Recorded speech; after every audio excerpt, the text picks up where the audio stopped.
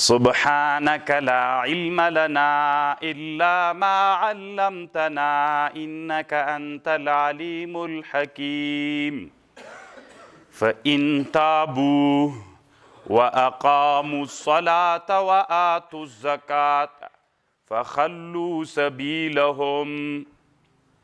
طالبانو د دې باب مقصد څه ده؟ علامه ابن الحجر رحمه الله په فتح الباری کې یوه خبره کړې ده. علامه ابن الحجر وی د دې باب مقصد دا ده چې امام بخاري رحمه الله د دې آیات تفسیر په چا باندې کوي؟ امام بخاري رحمه الله د آیات تفسیر په حدیث باندې کوي. لکه دلته خدا آیات راوړل سو فإن تابوا وأقاموا الصلاة وآتوا الزکاة فخلوا سبیلهم. د دې آیات تفسیر په لاندینی حدیث باندې کوي. نبی علیہ السلام وی اصل کې آیات دسی وو فإذا انسلخ أشهر الحرم، کله چې تیرې سولې میاشتې د حرمو فاقتلوا المشرکین حیث وجدتموهم، مړکۍ مشرکان چیرته مو چې پیدا کړل، وخذوهم وینیسئ، محاصره یې کوئ، کینئ دوی ته په هر مرصد جای د دوی د تیریدلو په جای کې کمینونه ورته ونیسئ. فإن تابوا که دوی توبه ویستله واقاموا الصلاة وآتوا الزکاة فخلوا سبیلهم ان الله غفور رحیم. نو دا آیات سو که دوی توبه ویستله، نو د دې توبې معنا څه شی ده؟ د دې حدیث ترجمه او تفسیر څه شی ده؟ امام بخاري راجګ سو دغه حدیث باندې چې نبی علیه السلام وی امرتو ماته امر سوی ان اقاتل الناس چې قتالکم خلق سره حتى يشهدوا أن لا إله إلا الله وأن محمدا رسول الله ويقيموا الصلاة ويؤتوا الزكاة فإذا فعلوا ذلك عصموا مني دماءهم وأموالهم إلا بحق الإسلام وحسابهم على الله. ابن حجر وی د مقصد د امام بخاري دلته دا ده چې د دې آیات ترجمه په دې حدیث باندې کې. نو څه مطلب یې کیږي؟ یو سړی کافران ووزنئ، مړه یې کوي، او کافران چې دي چې ګیر مو کړل هره لاره چې د دوی و کمینونه ورته ونیسئ. الله عز وجل داسې وایي. خو بیا یوه مسئله دلته داسې ده الا مګر که توبه یې ویستله واقاموا الصلاة وآتوا الزکاة به یې پرېږدئ. نو د دې څه مطلب ده؟ د دې مطلب دا ده یعنې که دا کافر بیا له کفر نه راوګرځي، د اسلام ته توحید یې قبول که، بیا څه مه ورته وایه. نو د دې آیات مطلب داسې سو، د دې آیات تفسیر په حدیث باندې د امام بخاري مقصد ده. ابن حجر وی دې باب کې د امام بخاري مقصد دا ده چې د آیات تفسیر په حدیث باندې کوي. مطلب یې داسې ګرځېږي، د توبې مطلب دا ده چې کفر پرېږدي او چا ته راوګرځېږي؟ اسلام ته راوګرځېږي او توحید قبول کړي. د توبې دا معنا ده. خو علامه بدرالدین العینی په ابن حجر باندې اعتراض کړی ده. اعتراض یې داسې کړی ده چې ته وایې چې د امام بخاري مقصد دلته دا ده چې د آیات تفسیر په حدیث باندې کوي. نو دی وایي چې دا کم اصل نه لري. طالبانو څوک نه لري؟ اصل نه لري. ځکه یو خدا ده چې دا تفسیر خو په بخاري کې مستقل بحث را روان ده. نو دا د ایمان مسئله ده. نو د کتاب التفسیر تفسیر مسئله په کتاب الایمان کې امام بخاري چشته ذکر کوي. دا مقصد نه ده. یو دویم دا ده د حدیث چې رسول الله ویلی دا په اول د بعثت کې ویلی او آیات وروستنی ویل سوی.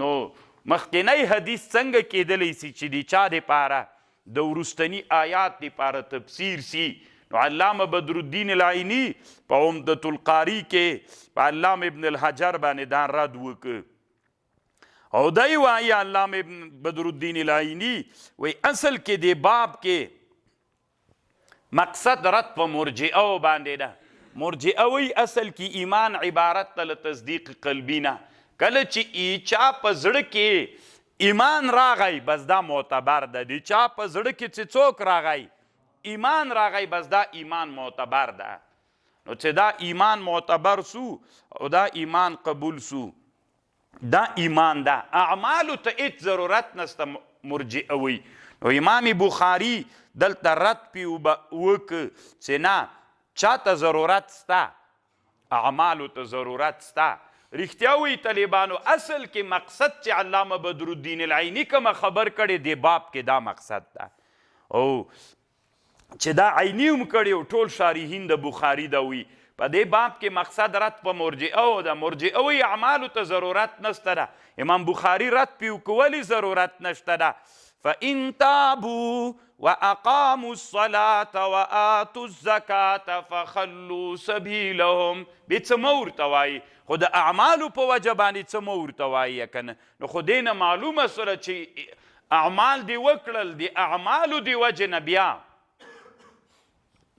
څه ورته وایي یعنی اصل کې مقصد دا ده چې اعمال مهم دي که اعمال مهم نه وی ولی الله ورته ویلي فإن تابوا وأقاموا الصلاة نو د دې په خاطر باندې علامه بدرالدین العینی دلته عمدة القاری کې وی د دې باب مقصد داسې ده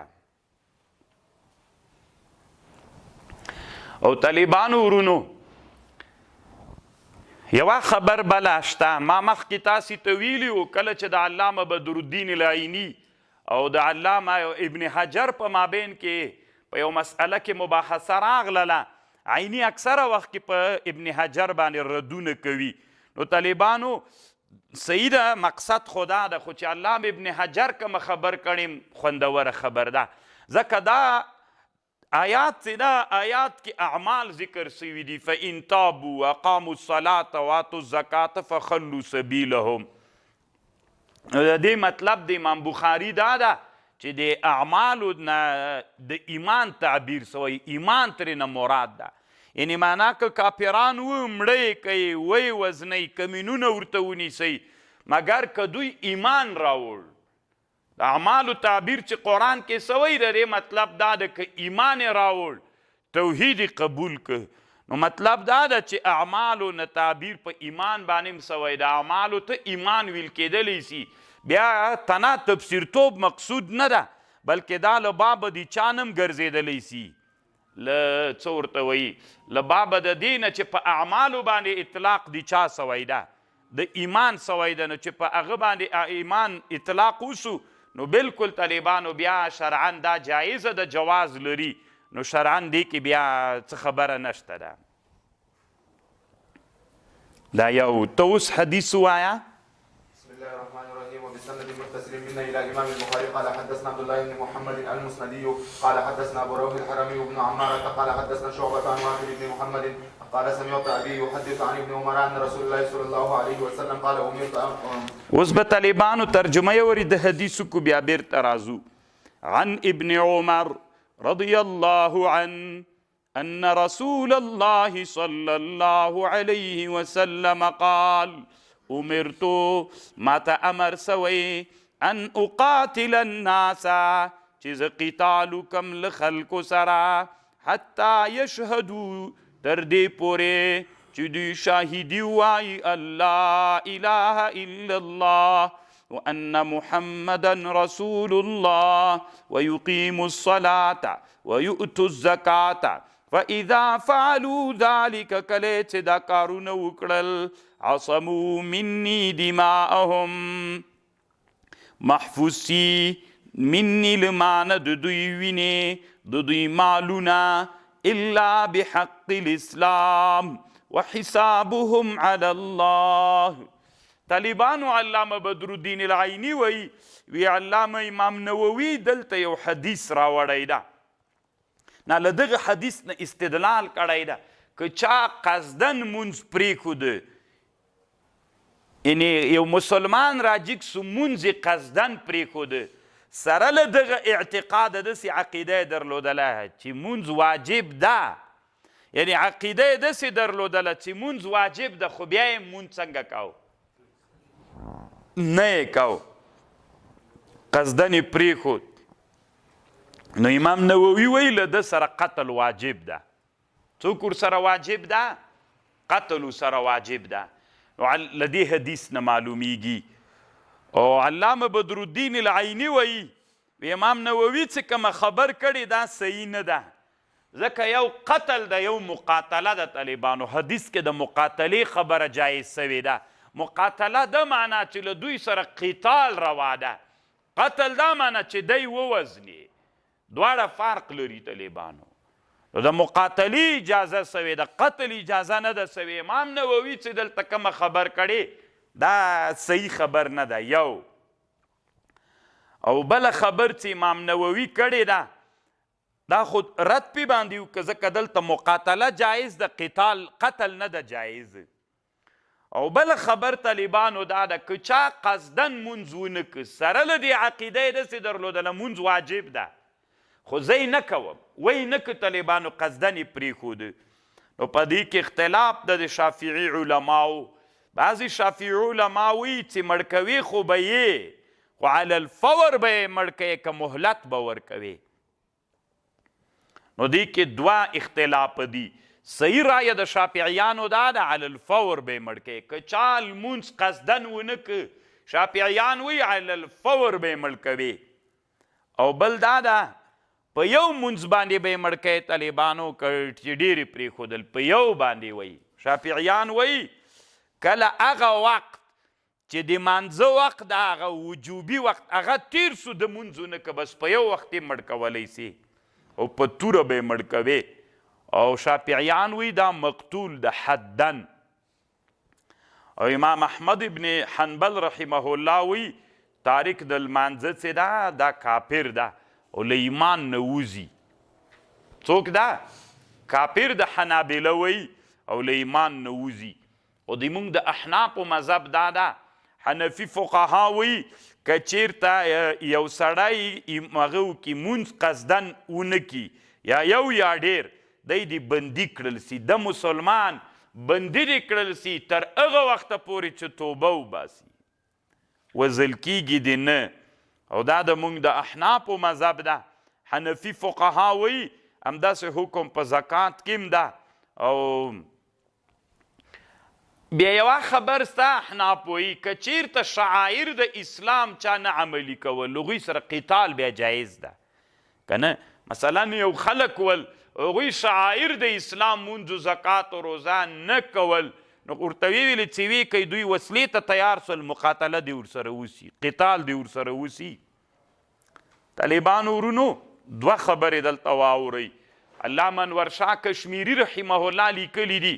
یوه خبره علامه انور شاه کشمیري داسې کړې ده. علامه انور شاه کشمیري وایي و یو ورځ امام شافعي صاحب امام احمد ابن حنبل سره مناظره شوله. لکه موږ خو ویلې حنابله څه وایي چې دی کافر ده. امام احمد ابن حنبل او د امام شافعي خپل منځ کې مناظره شوله. امام شافعي صاحب ورته ویلې وی ته وایې چې مونځ سړی کوي دغه حکم وایي چې مونځ قصدن سړی نه کوي دغه حکم څنګه ده؟ امام احمد ابن حنبل ورته ویلي وي دا کافر ده. نو ده ورته ویلي چې کافر ده نو اسلام په څه شي باندې راوړي؟ بیرته مسلمانیږي په څه شي؟ نو هغه ورته ویلي په مانځه چې مونځ شروع کړي بیرته څنګه کیږي؟ نو هغه ورته ویلي دی خو کافر ده که نه، د کافر مونځ کله صحیح کیږي؟ نو امام احمد ابن حنبل یې چپ کړ. او یوه خبر دلته شته طالبانو، حدیث کې راځي من ترک الصلاة متعمدا فقد کفره. که چا مونځ قصدن پرېښوده بس دی کافر ده. اوس دغه سړی دا د مونږ د علماو په مابین کې هم دا خبره مشهوره ده. لکه حنابله وي او د اهل سنت والجماعت رایه خو دا ده چې مرتکب د ګناه کبیرې کافر نه ده. نو دغه مونځ چې نه کوي خو د کبیرې ګناه مرتکب سو نو کافر خو نه ده که نه، دی خو له اسلام نه نه وځي. نو حنابله ولې دلته دا خبر کوي؟ و حنابله دیم څوک؟ اهل سنت دي. د دې دپاره طالبانو مونږ جواب کوو. علامه انور شاه کشمیری رحمه الله وی دلته مراد دما پرایه کفرین دون کفرین ده. طالبانو وروسته بخاري کې یو باب را روان ده، باب کفرین دون کفرین. کفر طالبانو کلیه مشکک ده، یو افراد لري طالبانو، لکه معصیت افراد لري کنه، همدارنګه کفر هم افراد لري. معصیت هم کفر ده طالبانو، مونځ نه کول هم کفر ده، زکات نه ورکول هم کفر ده، او په الله او په رسول باندې ایمان نه راوړل هم کفر ده. خو دغه کفر چې ده دا اعلی کفر ده، دا مقابل د ایمان ده. دا نور کفرونه چې دي دې باندې اطلاق د کفر کیږي، خو دې کفر باندې سړی له ملت توحید نه نوځي. دا خبر زده کوي طالبانو. دا کفر کلیه مشکک ده. په بعضې افراد دي، غټ افراد چې دي، هغه کفر ده چې هغه منافي له ایمانه سره ده، چې هغه کفر باندې سړی له ملت توحید نه وځي. او یو دغه کفر ده مثلا ګناهونو باندې اطلاق د کفر کیږي، خو دلته کفرین دون کفرین ده، کفر له کفر نه راټیټ، نو دې باندې سړی څنګه نه کیږي. نو طالبانو د اهل سنت والجماعت کې په معاصیو باندې چې علماو اطلاق د کفر کړی ده، دلته مراد تر نه کفرین دون کفرین مراد ده. هغه کفر نه ده تر مراد چې سړی له ملت توحید نه پیوځي. نو د موږ او د خوارجو په مابین کې فرق راغی. خوارج خو سړی په معصیت باندې له کفر نه له اسلام نه باسي، په هغه کفر کافر کوي چې هغه کفر د ایمان سره مقابل ده. او موږ او تاسې چې د کفر اطلاق پې کوو په اهل سنتو کې، دا بیا هغه کفر د طالبانو چې ملت توحید نه باسو نه. نو دا خبره د علامه انور شاه کشمیری رحمه الله مقصد ده. او علامه بدرالدین العینی دلته یوه خبر بلم کړې ده. د خبرې مطلب دا ده چې د زندیق توبه قبلیږي طالبانو که نه قبلیږي. د زندیق صحیح خبر دا ده طالبانو، د زندیق توبه قبلیږي، مرتد و زندیق توبه قبلیږي. طالبانو ورونو وروسته به بیا انشاءالله چېرته بحث وکړو. مشهوره دا ده چې څوک سړی رسول صلی الله علیه وسلم ته کنځا وکړي، د ده توبه نه قبلیږي. مشهوره داسې ده، د علماو په مابین کې هم داسې ده، اما دا طالبانو د تحقیق خلاف ده. تحقیق داسې ده چې یو سړی د رسول علیه السلام ته کنځا وکړي، بیرته پښیمانه سي، توبه وباسي، الله یې توبه قبلوي. دا مشهوره ده په خلکو کې. تقریبا د در المختار متن هم دا مسله ذکر کړې ده، خو شامی پې باندې رد کړی ده. شامی په مسئله باندې پراخ او ښه تحقیق کړی. او بله مسئله علامه بدرالدین العینی دلته دا ذکر کړی، په انسان باندې اول واجب معرفت ته که ایمان ده، مرتن بعد اخرى مې درته وویلې، اول واجب په انسان باندې ایمان واجب ده او معرفت واجب نه ده.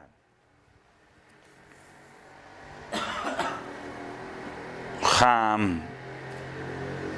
امرتو نبی علیہ السلام وی ما ته امر سوی ان اقاتل الناس چې زه قتال وکم لغه خلکو سره تر دې چې شاهدي وی چې الله یو ده، محمد صلی الله علیه وسلم د الله رسول ده، ویقیم الصلاة او قائموي منځونه، ویؤتو الزکاة، فاذا فعلوا چې کله دا کارونه وکړل د دوی محبوس ولی وینې له مانه او مالونه یې. دلته طالبانو اوس معترض اعتراض کوي، کله چې رسول الله صلی الله علیه وسلم وفات سو، یو څه انسانان ول هغوی مرتد سول، یو څه انسانانو زکات نه ورکاو، موږ زکات نه ورکو. نو چا ابو بکر صدیق رضی الله عنه داسې اراده وکړه، ابو بکر صدیق صاحب ویلي چې موږ له دوی سره څوک کو قتال کو ورسره. عمر رضی الله عنه ورته ویلي ته له دوی سره څنګه قتال کوې؟ تا ته دا قتال روا نه ده، جواز نه ده، ته څنګه د دوی سره قتال کوې؟ د دوی دواړو مشوره سوله. ابو بکر صدیق رضی الله عنه ورته ویلي چې څوک د لمانځه او د زکات په مابین کې فرق کوي زه له دوی سره قتال کوم. صحیح ده. دلته اوس معترض اعتراض کوي چې دغه حدیث چې نن ترجمه کړه دا حدیث بیخي صحیح نه ده. علامه بدرالدین العیني وایي ځکه علما اعتراض کوي، بعضې خلک اعتراض کوي چې دا حدیث ځکه نه ده صحیح. که صحیح وای نو عمر رضی الله عنه د ابوبکر صدیق په زمانه کې چې کومه معارضه راغلله، مناظره راغلله، ابوبکر صدیق هم د قیاس نه استدلال وکړ، عمر رضی الله عنه سره منله نه. که عبدالله ابن عمر ته دا حدیث معلوم وای پلار به یې نه و پرېښودلی چې ابوبکر صدیق سره څوک وکړي مناظره وکړي، ورته ویلي به چې پلاره دغه د حدیث که نه. رسول الله وایي فإن فعلوا ذلك مني فإن فعلوا ذلك عصموا مني دماءهم واموالهم الا بحق الاسلام. خو دې نه معلومیږي چې دا کارونه چا وکړل بیا وینه تویول روانه ده، او که یې ونه کړل بیا وینه مقاتله سره جایز ده. نو ولی عمر رضی الله عنه خپل پلار ابوبکر صدیق ته داسې ولې نه ویل؟ عمر رضی الله عبدالله ابن عمر صاحب خپل پلار عمر ته، عبدالله ابن عمر صاحب ابوبکر صدیق دواړو ته ولې نه ویلې؟ خصوصا اعتراض خو دلته کتاب کې هغه باندې ده. عمر صاحب ته ولې نه ویلې چې پلاره خو د حدیث نه رسول الله وایي که نه؟ ورته ویلي به چې ته ولې د ابوبکر سره رد کوې؟ ابوبکر صاحب ته به یې ویلي وو ابوبکر صدیقه چې ته قیاس ته ځې دغه د تا دپاره دلیل موجود ده، نو ولې عبدالله ابن عمر ورته ونه ویلې؟ نو چې نه دي ورته ویلي دې نه معلومیږي دا حدیث بیخي صحیح نه ده. بعضې علما داسې وایي، خو د دې دپاره علما جوابونه کوي. یو جواب دا ده چې عبدالله ابن عمر دې په دغه مناظره کې ونه څنګه دی و نه دی و. عبدالله ابن عمر دې په دې مناظره کې نه و. یو دویم دا ده چې په دې وخت کې عبدالله ابن عمر کوو خو د حدیث ته له ده نه ویرو. دا څه هغه خبر نه ده طالبانو، یعنې د عیب خبره نه ده چې یو مجتهد نه یو عالم نه په یو حالت کې هغه خبره ویروي بل وخت کې ور په یاده سي، دا هېڅ پروا نه کوي.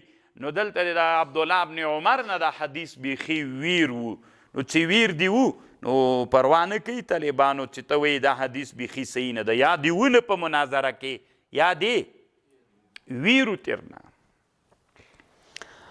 دا خو علامه بدرالدین العیني جواب کړی، جوابونه کړي. علامه زکریا رحمه الله جواب داسې کړی، دلته حدیث چې ده دا د یو شي په باره کې راغلی، او هغه منکرین هغه د زکات مسئله د عمر او د ابوبکر صدیق چې وه په بله مسله کې وه. څنګه د دواړو په مابین کې فرق و؟ داسې و هغه چې ول د حدیث چې راغلی دا د دې په باره کې راغلی. ګوره حدیث خو داسې وایي چې فإن فعلوا که دا کار یې وکړه عاصمو مني دماءهم د دوی وینې به له مانه محفوظې وي. نو چې د دوی وینې له مانه محفوظې وي فإن فعلوا ذلك که دا یې وکړه که ویې نه که بیخي کول نه منکر ول ترنه بیا طالبانو وینې محفوظې نه دي. که منکر ول حدیث د منکروالي په باره کې راغلی چې بیخي د زکاتو د مونځ نه منکر وي نو دا خو کافر سو، د ده سره مقاتله او قتال کول وزل یې روا ده. اما مناظره د ابوبکر صدیق او د عمر چې وه هغه داسې مسلمانانو سره وه چې هغو مسلمانانو ویلي چې زکات منو چې څوک ده فرض ده، خو دا نه منو چې امیر د مسلمانانو ته به یې ورکوي، حکومت ته یې موږ نه ورکوو. اصل د مناظره په دغه ټکي باندې وه. دوی ورته ویلې دا منو چې اسلام کې زکات فرض ده، دا منو، خو دا نه منو چې تاسې ته یې درکو، امیر ته یې ورکو، او ادای امام ته موږ نه کوو، موږ یې په خپله خوښه ورکو، امیر د مسلمانانو ته یې ورکول دا نه منو د سره. نو جنجال په دې و. نو چې په دې جنجالو د اصلي وجوب انکار خو نه و که نه طالبانو، او هغه چې و دا مناظره اصل کې په دې وله هغوی ویلې ادا یې تاسې ته نه کوو، موږ په خپله خوښه ادا کوو. دوی ورته ویلې چې ابوبکر صدیق صاحب چې ادا به یې موږ ته کوې د عمر صاحب ورته ویلې نو خو پرېږده ادا دې بل چاته وکړي ته ولې مقاتله کوې او حدیث د ابن عمر چې ده هغه د انکار د حالت حدیث ده نو د دواړو په مابین کې د مناظرې او د حدیث په مابین کې هېڅ مناسبت نه نو ځکه عبدالله ابن عمر څوک رانه وړ دلیل پې باندې پیش نه که نه خپل پلار ته او نه ابوبکر صدیق ته په دې حدیث قناعت ورکو ځکه حدیث ته یو شي دپاره مناظره په بل شي باندې وه دا جواب چې ده علامه زکریا کاندهلوي رحمه الله کړی ده او خوندور جواب د طالبانو له هغه نه دا ډېر خوندور جواب ده د عیني له جواب نه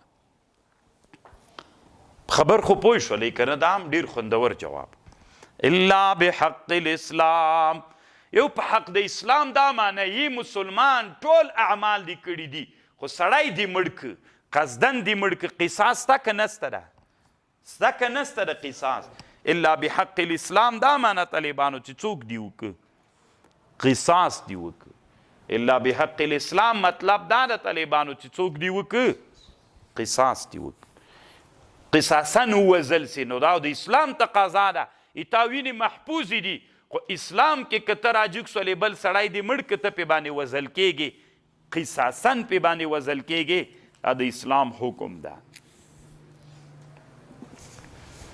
وحسابهم حساب د دوی څه ده علی الله په الله باندې ده طالبانو باب من قال أن الإيمان هو العمل لقول الله تعالى وتلك الجنة التي أورثتموها بما كنتم تعملون دلته طالبانو علامه بدرالدین العینی وایي علامه بدرالدین العینی داسې وایي عمدة القاري کې وایي د مخکینی باب مقصد چې و هغه کې خو رد په مرجئو باندې و او دا باب چې ده دا د دې دپاره کېښودل سوی ده چې دا ایمان همدا عمل ده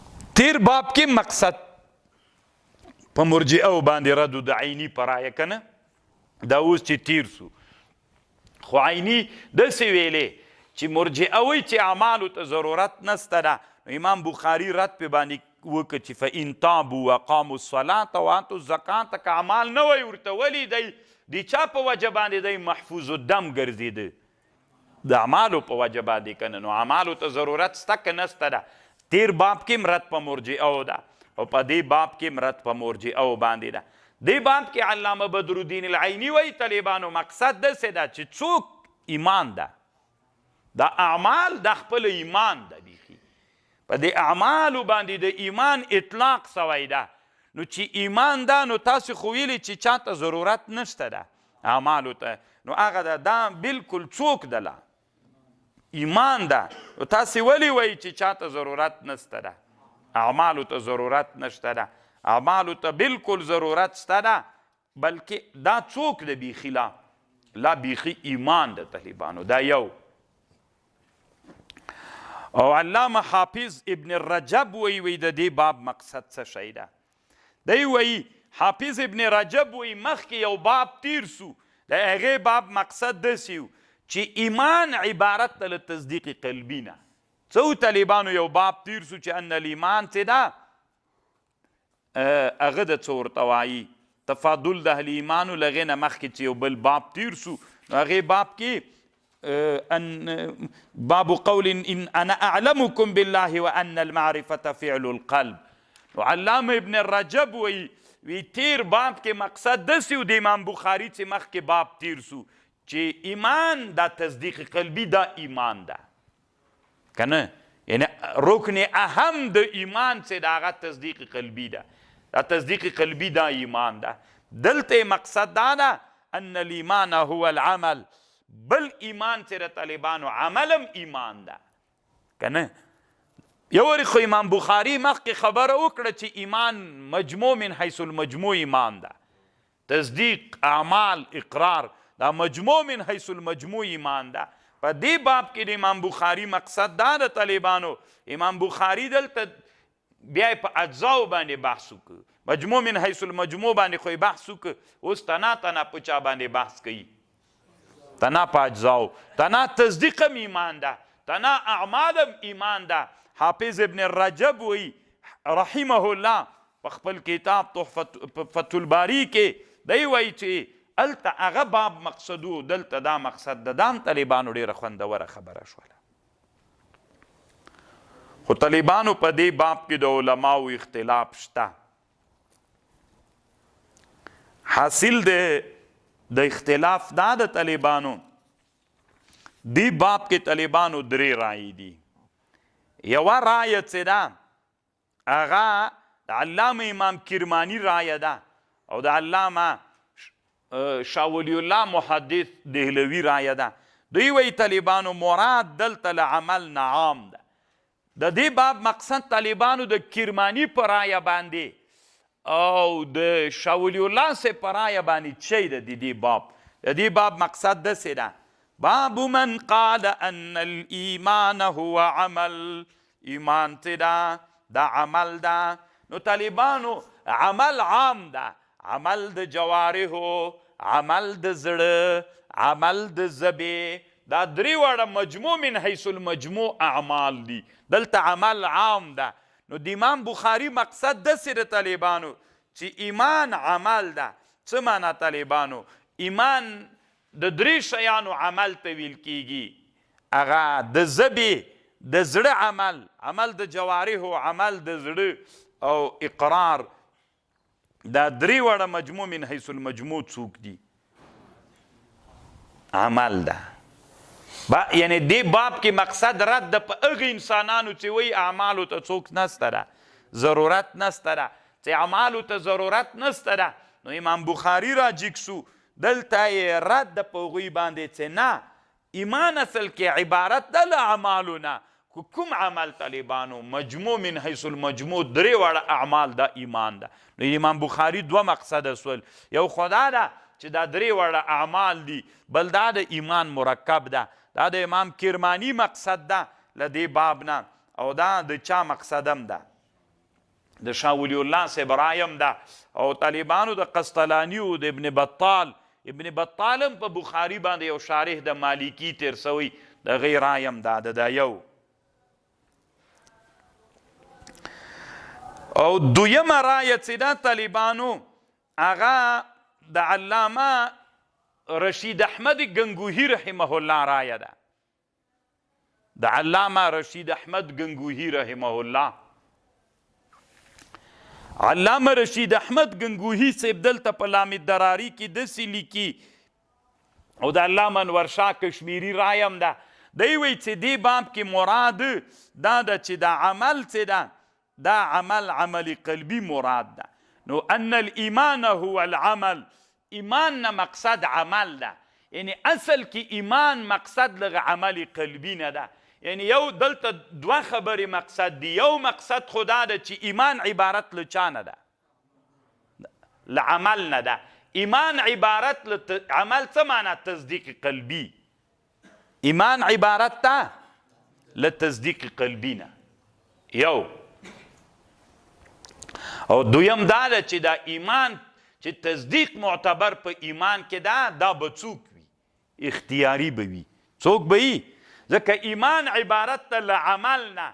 نو چې له عمل نه مقصد دلته تصدیق قلبي ده.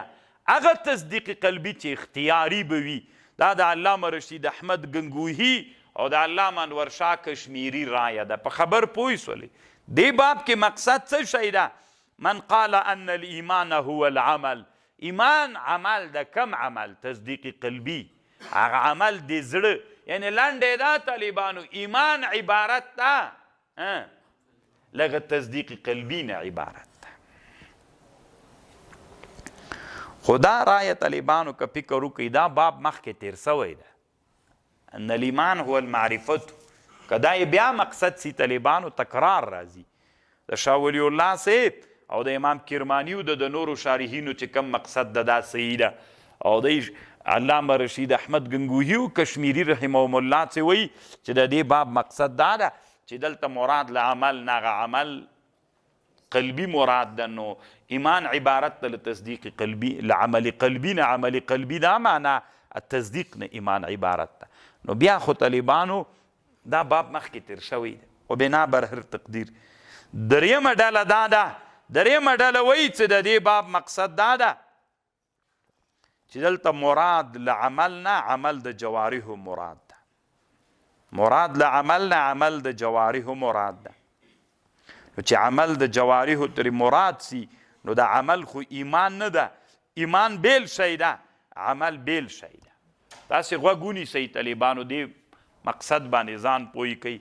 درېیمه رایه دا ده چې مراد له عمل نه دلته چې امام بخاري ذکر کوي عمل نه مراد فعل د جوارحو ده، دا د اعضاو فعل دا څوک ده ترېنه، دا ترېنه مراد ده.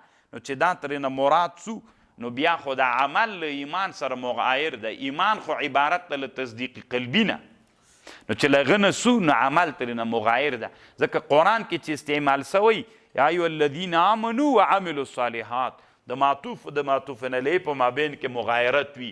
اصل ایمان عبارت ته له تصدیق قلبي نه، د جوارح چې د وعملوا الصالحات په عتب ده نو دا له ایمان نه مغایر ده.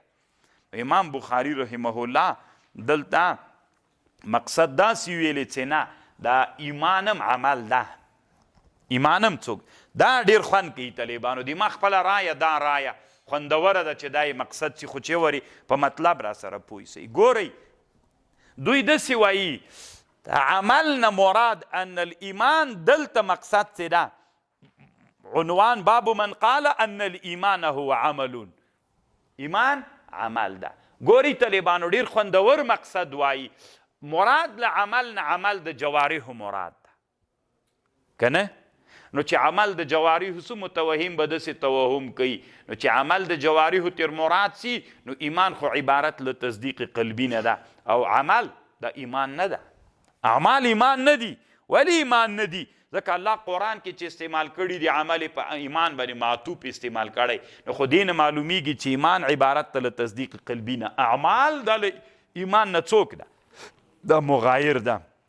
نو امام بخاري باب کې خود د دې متوهم توهم یې دفع کړ چې نه که عطب راغلی هغه عطب د عام د په خاص باندې، عطب دی عام د په خاص باندې، نو دا د مغایرت دپاره نه ده.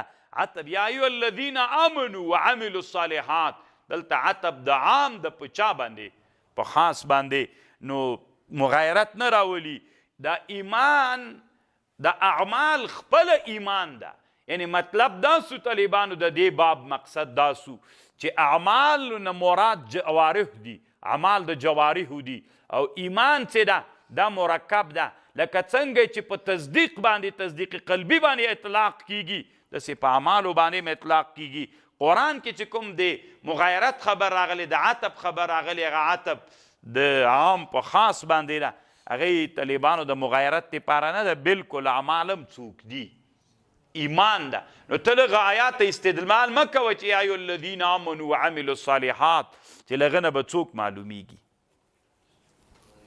مغایرت معلومیږي. مغایرت نه ده طالبانو، ایمان د اعمالم ایمان ده. نو دلته چې د امام بخاري رحمه الله کم مقصد ده چې امام بخاري وایي باب من قال ان الایمان هو العمل، دا ایمان خپله د عملم ایمان ده. نو دا رایه طالبانو د علامه سیندي رایه ده او د علامه شیخ الهند محمود حسن دیوبندي رایه ده. د دوی رایه طالبانو په دې باب کې دغه سوله. نو طالبانو د چې که هر یو مختاروي ټولو علما ما ته خو نن درس کې د رشید احمد ګنګوهي او د کشمیري رایه خوند نه راکوي، ځکه په دې باندې مخکې خبر سوي ان معرفت چې دا د زړه کار ده، نو هغه مخکې تېره سوي. د شاه ولی الله صاحبو د کرماني رایه هم ډېره خوندوره ده او دا د علامه شیخ الهند رایه هم طالبانو ډېره خوندوره ده چې په دې باب کې مراد کړل سي. فإن قاموا څه شوله لقوله تعالى لوجه دې قول د الله تعالی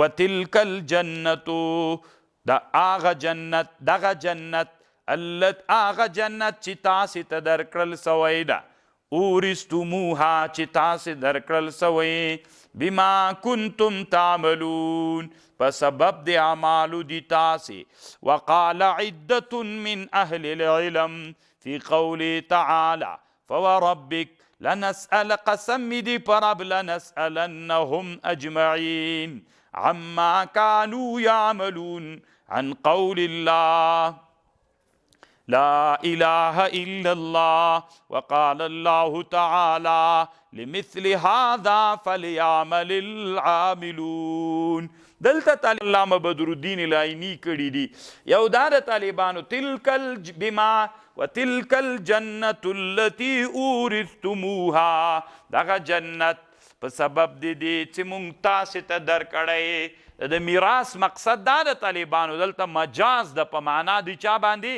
د اعطا په معنا باندې د ورکړې په معنا باندې دا یو او دویم دا د طالبانو دلته دا جنت مو چې درکړی تاسې ته بما کنتم تعملون دي تاسې د اعمالو په واسطه باندې مو تاسې ته دا جنت درکړی نو طالبانو علامه بدر الدین العینی دلته یو اعتراض کوي حاصل د اعتراض دا ده چې دلته خو الله داسې وایي چې دا جنت مې تاسې ته د اعمالو په واسطه درکړی او نبی علیہ السلام حدیث کی وی لن يدخل احدكم الجنة بعمله جنت ته هیڅوک د عمل په واسطه نسی داخلېدلی خو تعارض نبی علیہ السلام وی جنت ته سړی د چا په واسطه نسی داخلېدلی د عمل په واسطه باندې او دلته الله قرآن کې ورته وی تلک الجنة التي اورثتموها بما تعملون معارضه راغله نو طالبانو علامه بدر الدین العینی جوابونه کړي دي طالبانو د کرمانی جواب هم کړی دا اگر چې د کرمانی جواب کې د خبرې راویستلی خو طالبانو د عینیم قربان سم ارڅ شي کې د کار لري ما سي د سکی طالبانو د بل خبر رنګ کې خپل یو خبره کوي هغه طالبانو هر خبره خو نه خوان نه کوي کرمانی ډیره خوندوره خبر ده کرمانی طالبانو د بخاری او شارح تیر سوی او زه هر ورځ ګورم طالبانو ځکه ځان سره نه راوړم هغه خبرې عیني ابن حجر دواړه نقل کوي ډېر ښه ملا تېر سوی اصل نوم یې د شرح کواکب الدراري ده د هغه د شرح نوم خو مشهوره په کرماني ده ځکه دا سړی د کرمان تېر سوی یو ملا یو ورځ تقریر کوو امام کرماني به تاسې نه لیدلی ځوانانو ملایانو وي تاسې به نه لیدلی ملکه چې تا لیدلی تقریر یې کوو ښه چې لیدلی دی وي دومره غټ کتاب ده په بسم الله کې وي زر خبرې کړي دي دروغې ویلې نو څه به دې ورته ویلې جذبه ورغلې وي زر خبرې په بسم الله کې کړي که نه وي ځوانانو ملایانو تاسو ته هم تاسې به لیدلي نه نو وایي زر خبرې پکې کړي دي الله دې رحم پیو کې اوس مړ دا مولا نو طالبانو امام کرماني ډېره خوندوره جمع کړې ده ښه یو وری خو آیات وی تلک الجنة التي اورثتموها بما كنتم تعملون په سبب دي د اعمالو دا جنت می د اعمالو په وجه تاسو درکړی بل چې کې الله وی نبی علیہ السلام وی لن يدخل احدكم الجنة بعمله نو کرمانی وی دلته دوه جنت دي دا جنت می چې تاسو درکړی تاسو په اعمالو مطلق جنت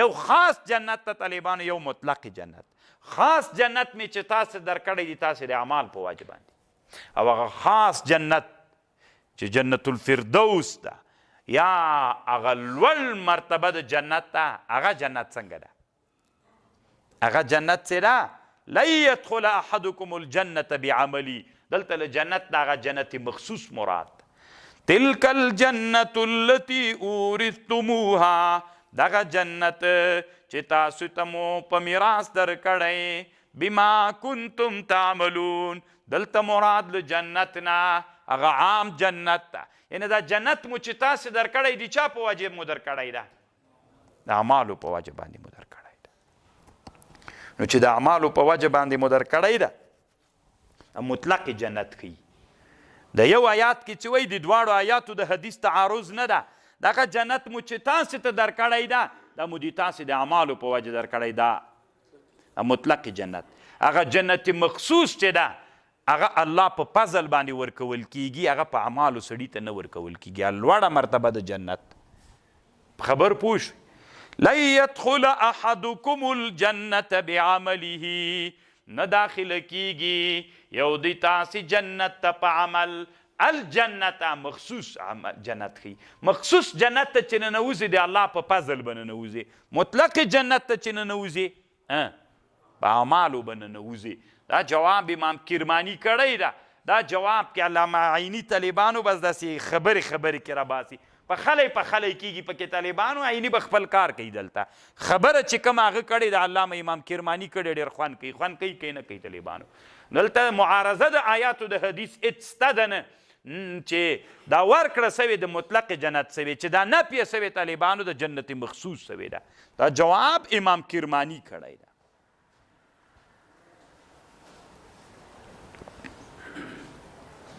او بل دا د طالبانو فوربک قال ویلی دی عدة من اهل العلم سوائی فی قول الله تعالی فوربک قسم می دیوی لنسألنهم خامخا به مونږ پوښتنه کوو له دوی ټولو نه عما په باره د غشا کې کانو یعملون چې دوی کول یعنې د لا اله الا الله په حق کې به ترې پوښتنه کوو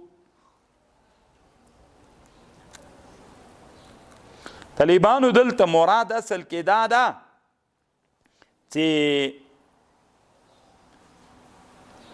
دوی نه به طالبانو له اهل توحید نه به پوښتنه فوربک مونږ به پوښتنه کوو له ټولو نه عما په باره د غشا کې یعملونه چې دوی کول یعنې د لا اله الا الله او د توحید په اړه به له دوی ټولو نه مونږ پوښتنه کوو چې دوی توحید عقیده درلودله او که د توحید عقیده یې نه درلودله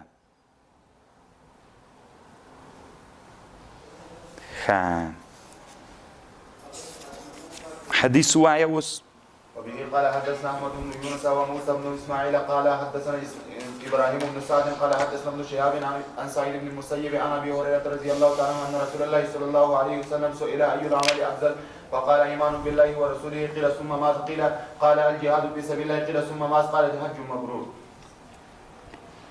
طالبانو په دې حدیث کې په سند کې راوي سعید ابن المسیب ده امام النووي نه علامه بدر الدین العینی نقل کړی و امام نووي په تهذیب الاسماء واللغات کې لیکلی دي چې د علماو کې مشهوره داسې ده چې افضل التابعین چې ده هغه سعید ابن مسیب ده دی وی طالبانو د دې مقصد دا ده چې په علومو د شرع کې افضل سعید ابن مسیب ده اما مطلق افضل چې ده طالبانو هغه په تابعینو کې اویس قرنی ده که نبی صلی الله علیه وسلم وی ان نبی علیہ السلام دسی وی عمر سی وی د مسلم شریف حدیث ده ان خیر التابعین رجل یقال له اویس وبه بیاض سپینوالی پکې ده فمروه کله چې ورسره ملاقات سوی امر ورته وکړي چې تاسې ته الله نه بخښنه وغواړي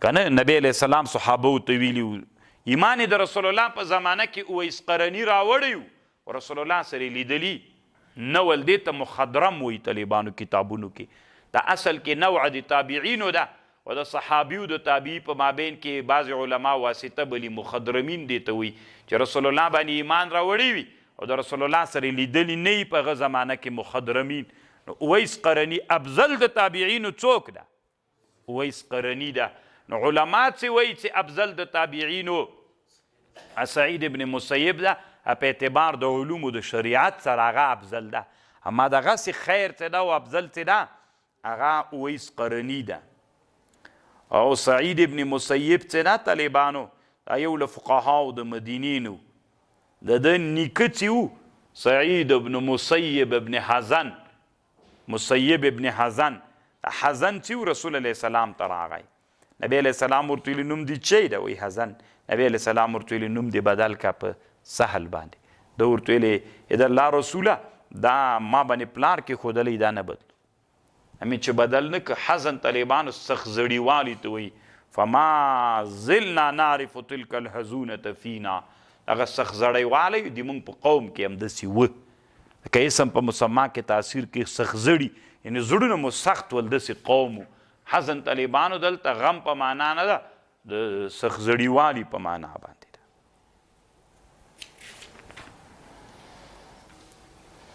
ده دی وایي دی د ابو هریره صاحب زوم د طالبانو ابو هریره صاحب دته لور ورکړي ان رسول الله صلی الله علیه وسلم سئل ای العمل افضل کم یو د اعمالو افضلو فقال ایمان بالله ورسوله ایمان په الله او په رسول قیل ثم ماذا بیا پس له دې نه چې شی قال الجهاد في سبيل الله قيل ثم ماذا قال حج مبرور طالبانو ولی اختلاف مختلف اختلاف ورک ما یوري مخکې تیر سو طالبانو افضل د اعمالو کوم یو دلته وی افضل د اعمالو څوک ده ایمان بالله ثم الجهاد بیا حج ده نو دا طالبانو رسول الله سلام یا په حالاتو مختلفو کې جوابونه ورکړي سړی ته فکر کړی یو سړی په حق کې چې جهاد سره مینه نه وه دته جهاد ښودلی او چې چا مثلا اطعام الطعام سره مینه نه وه هغه ته رسول الله دا ښودلی ده دا د اشخاصو په اعتبار باندې ده او دلته یې ولې طالبانو هغه مقدم کړو څه ورته وایي جهاد مقدم کړو طالبانو په حج باندې حج خو طالبانو فرض عین ده او جهاد خو فرض کفایي وي د دې مقصد دا د طالبانو اصل کې علامه بدرالدین العیني وایي چې جهادم فرض عین وګرځېږي او حجم فرض عین سي یا به کم یو کوي تا باندې جهادم فرض عین وي او په تا څوک هم فرض عین وي حجم فرض عین وي نو ته به کم یو کوي جهاد به کوي او که څوک به کوي حج به کوي نو طالبانو جهاد به کوي ځکه جهاد چې ده د دې فایده متعدي ده او د حج فایده چې ده دا طالبانو لازمي ده د حج فایده خپل ځان دپاره ده او د چا فایده د جهاد فایده نورو دپاره هم شته ده د جهاد فایده متعدي ده نو نفع عامه ده ټول امت ته یې فایده ده چې ټول امت ته یې فایده سوله نو جهاد به مخته کوي نو طالبانو رښتیا هم جهاد خلیفه صاحب حج ته تللي تاسو کې میډیا ګورئ بیګا طالبانو په حرم مکی کې داسې څادرې په سره چولی خولۍ نو ویډیوګانې یو څه نشر سوي دي نو د توران څه دي د دنیا خلک داسې زورونه ورته راوهي مچو کوي نن سهار ماته څه علماو میسج پرېښیو وي دلته څه روسان علما دي او د اردن علما دي وی خلیفه صاحب راغلی که موږ ته د ملاقات وخت راکړي اسلامي امت طالبانو دومره تږی ده مسلمانانو ته او اسلامي امت څومره ډېر انسانان به تللي وي طالبانو خو د چا هم د دا خو یې تنا له ما سره یعنې طالبانو بېګا راښکاره سوی نن ما سره رابطه کړې وله چې علما ورسره ویني ما پیغام ورته پرېښو دا رابط سره یې وي صحیح د موږ معلومات درکوو نو ما ویلې زه به ورته ویم چې لا تر حجه پورې پاتې سي داسې خوا بله ورځ ولیدې طالبانو چې رسول علیه سلام اسلامي امت ته چې دعوت ورکړ شپږ کسانو څومره ډېرې کړل په پټېدلو نن اسلامي امت نه کیږي طالبانو د اسلامي امت چې موږ سره مینه لري دا طالبانو د جهاد وجه وله که نه دومره مسلمانان چې خیزونه راوهي دا د جهاد برکت ده نو چې د جهاد برکت ده هغوی زړونو کې څه امیدونه لري چې وروس نه علما حج ته راغلي وي موږ د ملاقات اراده لرو د اردن نه راغلي علما دي هغوی ته یو څه خبرې وکړه کینه ورسره ورته ووایه چې اسلامي امت باید څه وکړي ځکه تا د رهبر په سترګه مني چې تا په تندي مچو کوي نو تا د رهبر نو ته رهبره کینه ورسره خبرې ورته وکړه چې اسلامي امت څه شی وکړي چې بیرته خپل برم حاصل کړي په یوه غزه باندې جنگ روان د ټوله اسلامي نړۍ چپ ده هېڅوک هم څه نه وایي خو وحدت و اتحاد نسته ده اسلامي امت کې جذبه نسته ده که د داسې یو راعي و شپونکی نسته ده چې هغه رمه و دا رمه سره یوجی کړي داسې راعي نسته ده چې رمې سره کړي داسې راعیان را پیدا سي نو هغه راعیان بس هر څوک کوشش کوي چې ما ډرون ونه ولي او ما ډرون ونه ولي طالبانو عزت الله سړي ته په اسلام باندې ورکوي نن چې خلیفه صاحب سره الله عز وجل د مسلمانانو دومره مینه پیدا کړې ده په جهاد باندې ده یو وخت کې د روسانو وخت کې چې افغانانو روسان مات کړل طالبانو. هلته هغه زمانه کې رهبرانو سره همداسې مینه وه، خو هغه رهبران کرا طالبانو د جهاد له مسیر نه بدل سول. نن تر ټولو نه منفور انسانان د افغانستان په ټولنه کې، بلکې په ټوله اسلامي ټولنه کې نن همغه خلک دي که نه دي؟ قسم په الله باندې طالبانو که موږ د جهاد مسیر پرېښود، موږ د نور اسلامي امت د ازادۍ دپاره فکریه ونه درلودله، فکر ونه کې چې دا محبت به په خپل حال باندې پاتې وي. طالبانو انسانان به داسې په څنګ ته ځي اخواته به پاتې سي، بیا به هېڅ شي نه وي. نن وخت کې د موږ د اسلامي امت دپاره پکار دا دي، خصوصا د افغانستان او د امارت مشرانو دپاره، چې د اسلامي امت د ازادۍ دپاره یوه فکریه ولري. د دې نه ونه ډار شي چې کفر به بیا شی کوي، په داسې اسبابو باندې اول فکر وکړي، د اسباب تیار کړي، بیا د اسلامي امت. اوس مثلا غزه باندې جنگ روان د طالبانو ټول اسلامي امت شی وکړل، بغیرتان سول که غیرتیان؟ موږ چې یو موږ هم بغیرتان. که ته وایې چې موږ خود شی نه لرو، نو دا شی به ته څه وخت پیدا کوې؟ نور حکومتونه خو لا غلامان دي، کیدای شي رعیتونه یې ډېر څوک هم نه وي، مسؤل نه وي بیچارهګان، ځکه رعیت هېڅ واک نه لري، حکومتونه ظالمان دي. موږ خو حکومت و رعیت ټول د جهاد او د مجاهد په لاس کې ده. موږ شی وکړل، موږ شی نه لرو، نه دا شی به څه وخت پیدا کوو چې اسلامي امت ته ازادۍ ورکوو؟ دا شی به څه وخت پیدا کوو؟ موږ لا تر اوسه د شي خوب هم نه ده لیدلی. دا خو څه کوي چې شی به پیدا کوو؟ مباح دي. دا خو اوس خلا څوک نه مني چې موږ د بغیرتانو د غزې په حق کې، که موږ بغیرتان موږ وایي شی نه لرو، راتلونکي 5-6 کلونو کې به پته ولګېږي چې بیا به څنګه سي. نو ځکه یې طالبانو دلته جهاد مخکې که کله چې معارضه چې دی د جهاد او د چا په مابین کې راسي، د حج په مابین کې معارضه راسي، او بیا جهاد به مقدم کوي. بس ده.